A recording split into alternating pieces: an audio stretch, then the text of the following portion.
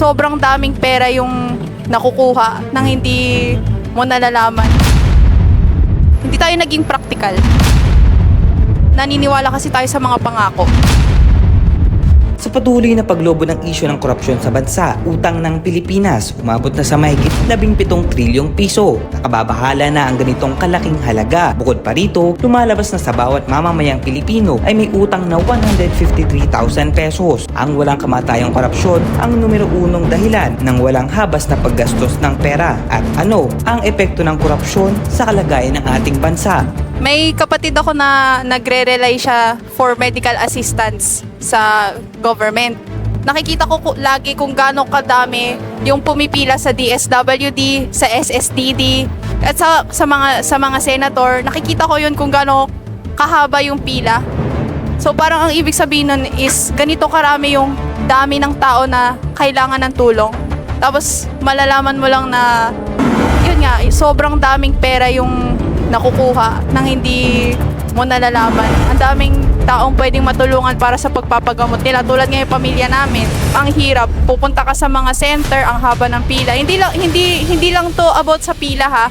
Hindi lang to about sa haba ng pila, pero yung dami ng tao na nangangailangan ng tulong. Tandaan po natin, hindi po magpapahawak sa leeg at hindi po magpapadikta ang Pangulo sa mali. Hindi po tatalikuran at babaliktarin ng Pangulo ang batas para lamang pagsilbihan ang personal na interes ng iilan.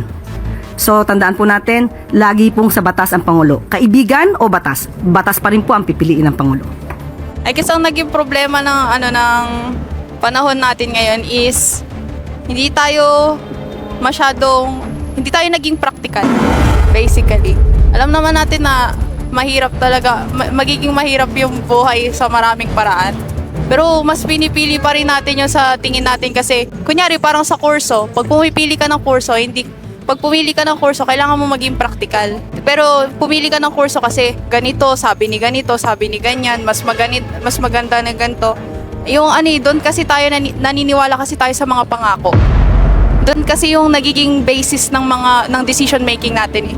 Pero kapag inisip natin yung practicality, yung ikakabuti ng marami, siguro mas maganda yung magiging outcome ng mga decisions natin. Ikaw ba, Dani, tatanungin kita, ano yung sa tingin mo yung karakteristik ng tamang leader na iboto? Mula sa korupsyon ng flood control na tila isang bombang nagpasabog sa mga sangasangang anomalya ng korupsyon, bilyon-bilyong pera ang pinaghahatian ng mga sangkot na sana ay makakatulong sa usaping medikal, edukasyon at ekonomiya ng bansa. Mayroon pa ba tayong magagawa? Sino ang dapat managot? Hindi niya naman kailangan necessarily na ma-experience talaga. Pero yung naiintindihan niya talaga ganon. Para sa akin, ito lagi iniisip ko, 3. Gusto ko sana yung naranasan na sa ganitong state. Kasi hindi niya maiintindihan kung yung hirap. Paano mo masasabi na talaga naiintindihan mo yung taong bayan kung hindi mo naranasan yun sa sarili mo? Naranasan mo bang mainitan sa pila? Naranasan mo bang nagbiyahe ka ng malayo tapos pagdating mo wala kang makuhang tulong? Yung gusto ko yung yung mga solusyon niya nagsisimula sa sa tao muna. Gusto niya makatulong sa tao. Wala siyang big plans, wala siyang gusto niya mag-start doon sa primarily dun sa people. Yun yung concern niya, hindi yung magpatayo ng ganito, magpatayo ng ganyan. May pag-asa pa nga bang malutas ang walang kamatayang korupsyon sa bansa? Hihintayin pa ba nating unti-unting lumubog ang ating ekonomiya at lalong alam pa ba natin ang tamang paraan ng pagboto? May pagtatanggol pa ba natin ang ating bansa?